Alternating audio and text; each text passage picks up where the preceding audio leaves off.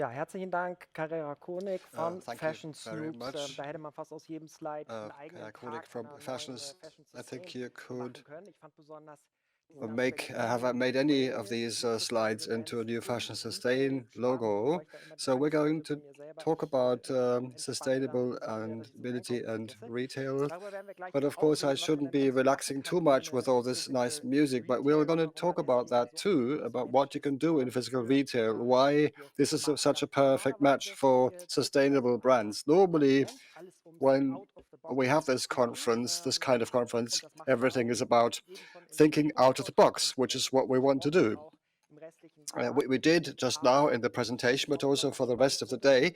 But I also think it's exciting to discuss the idea of retail in the box, not just because I'm sitting in a green box now, but because after so many months of a pandemic, which has upended so much, which has meant the closure of shops, so many shops, and also certainly influenced or impacted our consumption behaviors. Physical shops are going online again. They are also boxes in a way. And of course, they've done a lot of things in the last 18 months. Some of these shops have opened themselves up to their local community by new offerings. They have rediscovered their local community. They may have also rethought their brand portfolio or thinned it out, or they have reinvented themselves and taken steps to become more future fit. And all these measures of retail, well, in all these measures, sustainable brands play an important role. And I would like to talk about the why and the how with my four guests. And I'd like to remind you again, please use the chat box for questions, any questions to us. So welcome. To my four partners, panelists, we have Christian Handelsberger, who is in charge of purchasing at Kastner and Öhler, and located in Graz in Austria. They include department stores and an online shop. On the panel is also Axel Augustin, who's a spokesman and member of the management board of the BTE Retail Association Textile, which for about 60 years now has represented the interests of the German textile retail business vis-a-vis many other decision makers and parties. Martin Cieslik is the next one. He is the Chief Marketing Officer of Hohenstein Group, co-founder of for example, the Ecotex standard.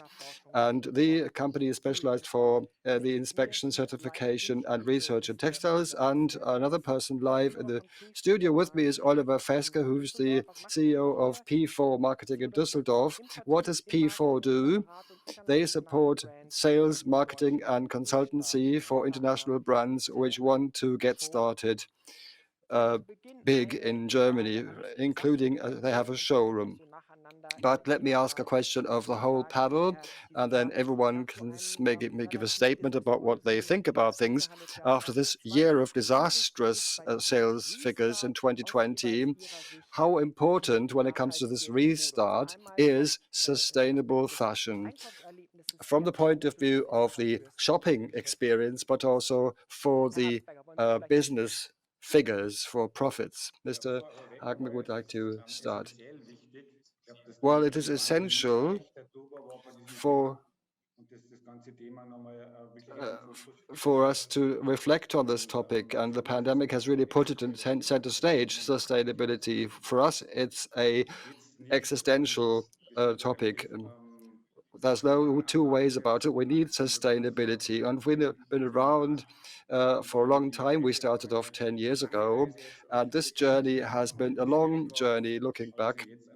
Sometimes it was difficult, but we've reached a point where it's really fun to be working, and it also feels right.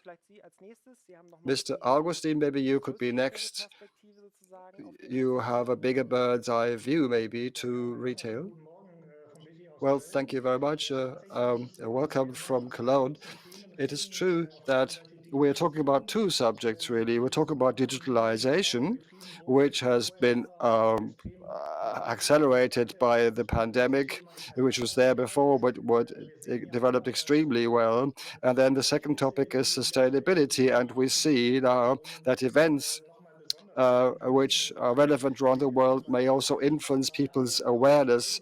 And people talk about sustainability as a consequence of the pandemic and consumption, which wasn't possible during the pandemic. The question people ask themselves, is consumption really necessary? This brings us to the idea of sustainability, and we see that the topic has been important before Corona, but through the pandemic, it has really been given a big push. We're making a survey currently, and people want to buy into this topic more. So we think it's an extremely important subject. Mr. Feske, well, I would agree. I think there is no alternative to this topic. We have been looking at this topic for 10 years now.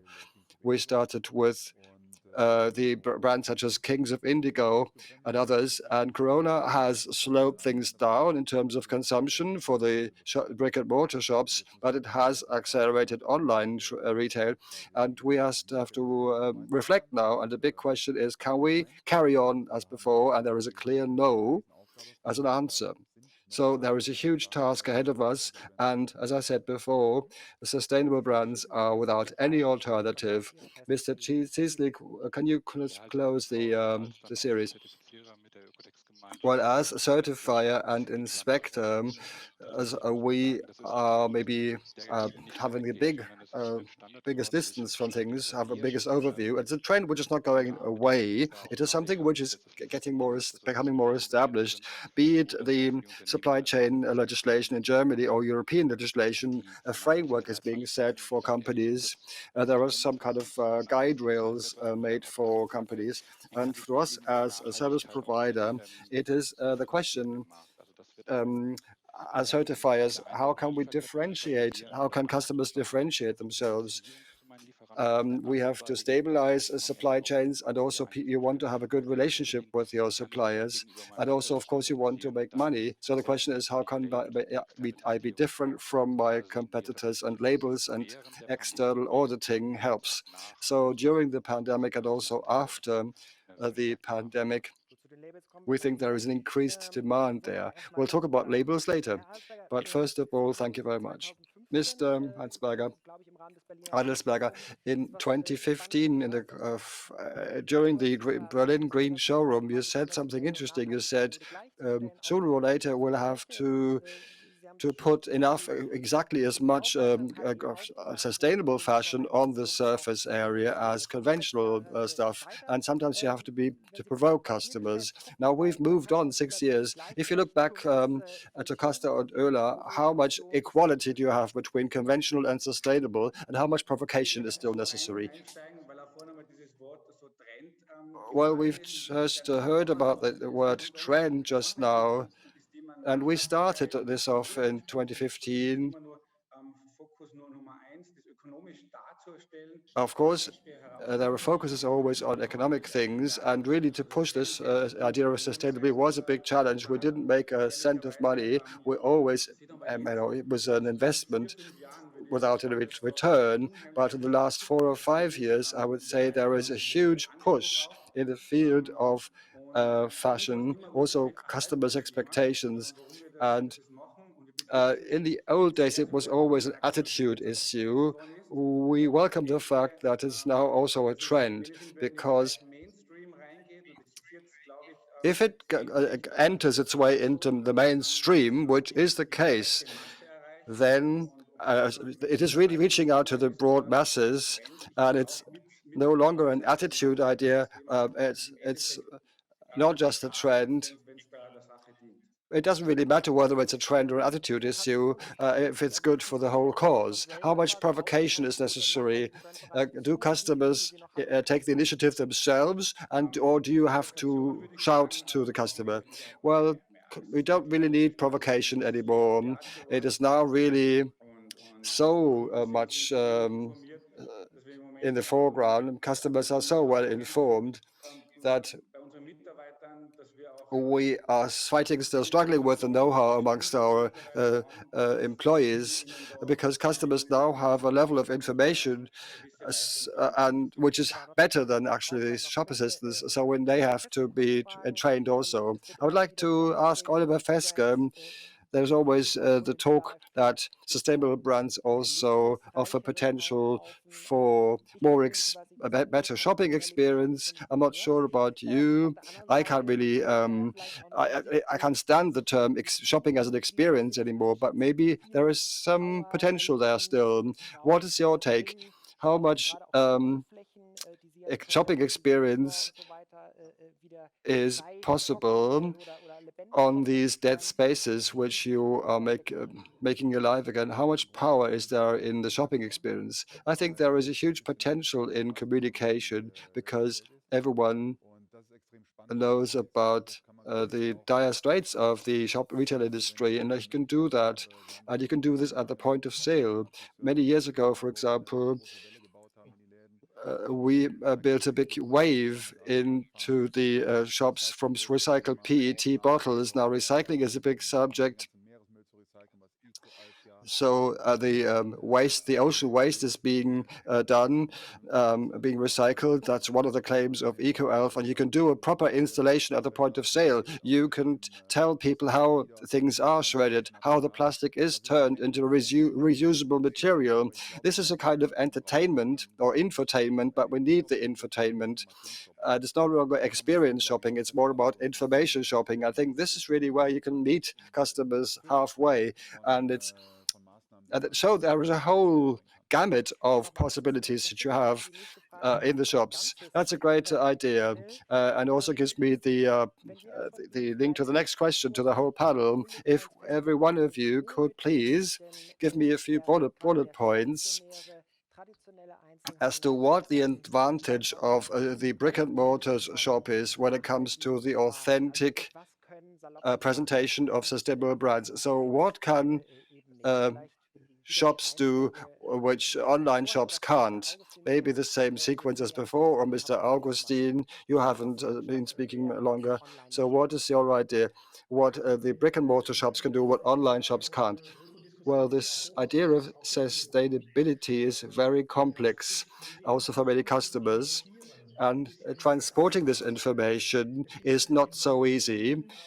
Of course, there are informed customers, but not all of these customers are well informed and well educated, because the criteria are so changing. There is a diversity of labels. There's been a study by the University in Baden-Württemberg where many customers don't know what these labels mean. And sometimes they have invented labels. They are being evaluating invented labels which didn't actually exist, so fake labels. So it was difficult to transport this information. And this is where we need the employee, our staff. Staff is the key to sales, the sale of sustainable fashion. If the staff can put the idea across, it doesn't have to be lots of details. It has to be credible. It has to be nice and kind. And this is the shopping experience which is desired by customers. So it needs to be a great social experience with interaction with a shop assistant who tells them that the article is exactly what the customer wants in terms of sustainable fashion, with all the aspects which are relevant for customers. And many shop assistants know their customers personally. Customers are sometimes regulars. They come several times a year, and they know how to deal with them. They know how well oriented they are and what kind of sustainable aspects. These are the keys which online shops, of course, don't have in their hands. Mr. Adelsberger, maybe? I would like to just second that. In the brick and mortar shop, it's important that's an interpersonal business, and authenticity is important. And that's the most authentic way of telling a story. What's also essential is that it should not be artificial. It should be authentic. The shop assistant really should really live the idea of sustainability. So it should be put across properly. And To give you an example, if I go skiing and buy a pair of skis, then I want to be advised by someone who skis very well, who has years and years of experience with skiing. I will believe him more than someone who doesn't know anything about, doesn't have a clue about skiing. So what shall I do with shop assistants which already exist in the shop? Do I have to put them on training courses?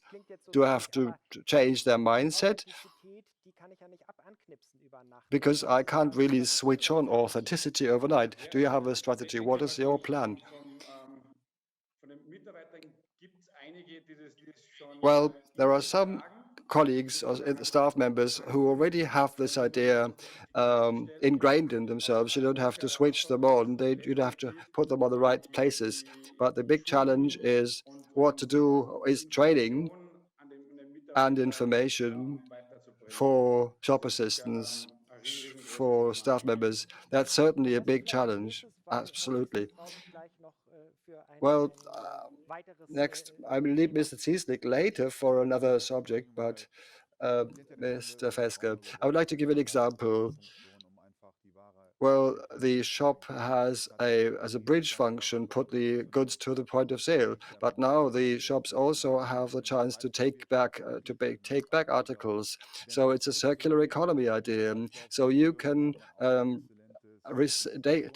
take back jeans, for example, and put them back into the circle, and then there's a talking point also. It has to be linked up, and there has to be a circular concept. But you can hand in your used jeans, your used jumper, and then you'll be maybe given a credit note, and then this goes back into the cycle, is recycled. So that's a good idea.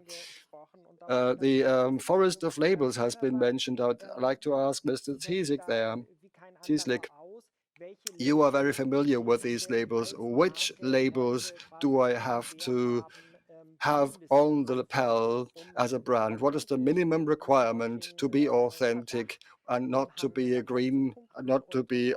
eligible for a greenwashing suspicion? So what is the minimum green standard? I think Ecotex, that's the thing, right? Well, the direct answer is, of course, the Ecotex label, which we have without any if and but. But well, looking at this from a bird's eye view, what is true is that there are two types of labels in the market. There are labels which have been certified externally, be it our own label or others, but there are also some which are well established in the market and open their processes. But there are always the attempts of having in-house concepts which are not always transparent to the outside. And we just mentioned it should be authentic and credible. And this is really an important factor. Is the label I'm using credible? Is it really open to critical review from the outside? So can I open myself up to inspection and auditing? And I think that's really the chance for external auditing. Do I also show up imperfections? So you can't have everything certified and perfect and super green, because that would mean greenwashing. I have to also be able to say what I cannot do, because I can't do everything. The subject is so complex that for consumers or for myself, I can't really break it down into a list of 2-3 elements. So I have to be very credible. And this is really the chance for the retail industry. I have to train my shop assistants, and it's only credible if I also can say what I cannot cover. And it's not enough to just have a green fig leaf on the lapel, but you have to be transparent. What have I done? What is my role for the next 3 or 4 years? So this would mean that if consumer shops with me, then he is supporting me. But if a new label, you want to be sustainable, and before you exhibit at the Neonite, what are the shop purchasers, what are they looking for? If you want to have a selection of 3 labels, what has to be included? Because there is a huge choice. You could you have really dozens and dozens of labels on the lapel. So what are the 3 key ones? What we would recommend, because it seems to be a neutral thing, is this Siegel guide, which with the label guide, which is was talked about when it came to the Gruner idea. So the question is, if I only want to certify the product, to say my product is recycled, it's GMO and so on, then that's one label. And the other issue is I want to certify my processes. What about working conditions? So if I just want to focus on labor conditions, then it's a different label. So that's the question. I first have to answer the question, what I want to demonstrate. And then there is a website called Siegel Klarheit, which is the answer to young designers. They can um, then find out what fits their brand best. Because if I'm a niche, I want to maybe have a small label where I have a direct link to and not with a big standard setter. If I want to draw upon existing suppliers, then it's easier. What are the labels my suppliers are using? Then it's easier for me. Siegelklarheit.de gives you a clearer view because all the labels are open to a critical view from an external certifier. I would like to also ask a question of Mr. Adelsberger and Oliver Feske, because we've heard about labels, how to get oriented there, but let me know, I would like to see well, the sustainable offering has expanded in recent years, thankfully. So where do you get your ideas from for your customers and for your shops? On Neonite, of course, you will be, you find something. Where do you go? Crowdfunding platforms, TikTok or wherever. Where do you try to be one step ahead of your competition? Well, if you are well connected, and if you've reflected on the topic, no matter where you search, either Google or Ecosia, maybe the results are not as excellent, but I would recommend them. Just enter fair fashion, fair portals, and you'll find the first brands. And from the brands, you come to the certificates. A good idea would be to look at the emitters of or issuers of certificates. Then I can get from there to other portals. I will be linked up with Instagram, for example. So you have a huge wealth of information very quickly. The only thing you need is some time and commitment to just think about it and, look through all these.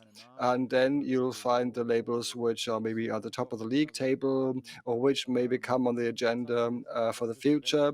It's a bit takes time, but it's quite simple to do that. And of course, there is apps such as Good on You, where you can look at that. There you can see good labels. You can see what the stage there are. And again, you go get from one point to the next. That's what I do also as an agent. Mr. Adelsberger? I can't really add anything to that. I think everything has been mentioned. But still, when it comes, it's an important point which you asked about before.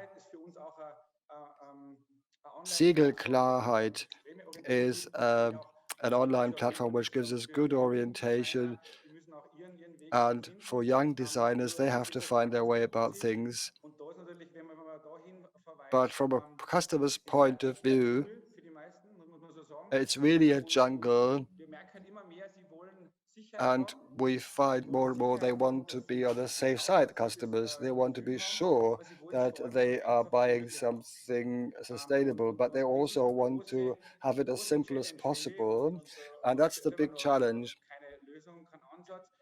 And I haven't found a solution there either. How is it possible we can manage to make it as easy as possible for customers?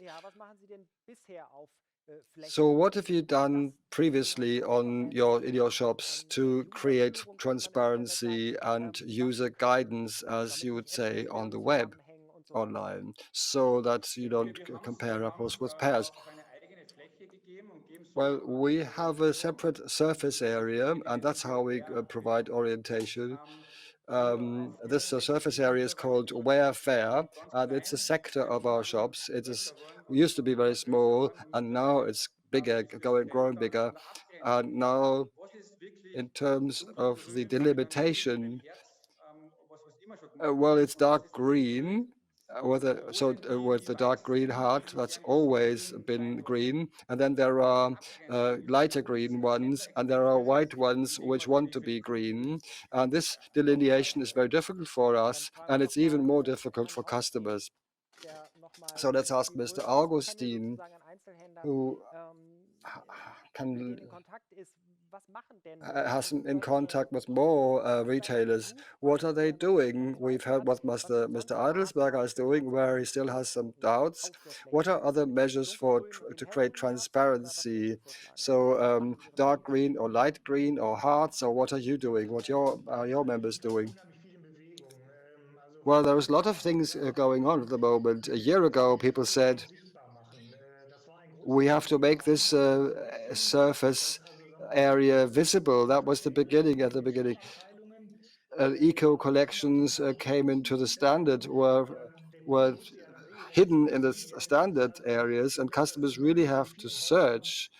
And now in many stores, they find things in separate departments, which is a good step forward. Of course, the website advertising must be good also, because customers want to inform themselves. So you've got your own website, and there you can provide information about sustainable brands. But if you have sort of green brands and less green ones, and even less green ones, that's really very confusing, and there's not going to be a simple solution, because the criteria as to what is sustainable and what not, they are being changed. What was ecological 20 years ago is now standard, and it will be the same in 10 years' time. The labels will be changing too. So there are no simple answers there, and we have to see how we can improve communication with customers. At the same time, we shouldn't forget there are quite a number of customers who are not interested, who don't care. We shouldn't forget that. I could quote Brecht there. It's about eating first and morals second. So we have to be able to afford the good conscience. That's, of course, an important point. Mr. Feske just mentioned. So a question to you all, those, the panel. Of course, people are taking steps to implement this. Every retailer has to find a sweet spot and also test the comfort zone of their customers and reflect on how to do things, how to make it visible, how to make it transparent and make it a success. But as we've heard in the opening presentation, the next concepts are leasing, recycling, maybe also DIY with pop-ups for sewing thread, for example. Isn't there the next wave coming, washing across us, and how much more can you put into the retail shops along these lines? I would say that we should have to do it yourself at the point of sale. You can do it as a gag, but we have to achieve a situation where we have a circular economy. Less is more. We need better qualities. Value for money is always the buzzword there. And as a society, I think we have to work more in the circular system, and then it's not negative to be a consumer, to consume. It can be more expensive, no problem, but there are people who will not be able to afford that. You will always have these people. They will prefer conventional products, but in principle, if we all start thinking about circular economy, or even cradle to cradle, then we'll have products in the market which will be without alternatives. And then in the next 10 or 20 years, we'll not have a discussion about cheap fashion anymore. And then this will be the normal situation at the point of sale. Then it's about entertainment. Then the best brand has to do the best advertising. Mr. Adelsberger, from your point of view, do you have any space left for my crazy idea of doing DIY? Well,